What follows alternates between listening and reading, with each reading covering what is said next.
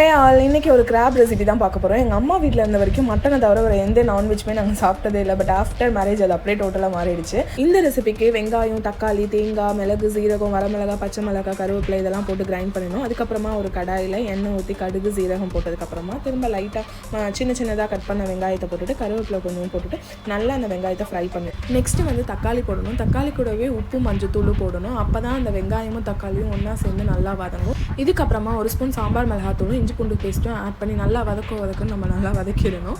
அதுக்கப்புறம் நம்ம கழுவி வச்சிருக்க கிராபை வந்து அதோட போட்டு மிக்ஸ் பண்ண வேண்டியதான். இந்த கிராபை ஆக்சுவலாக என் ஹஸ்பண்ட் தான் க்ளீன் பண்ணாங்க.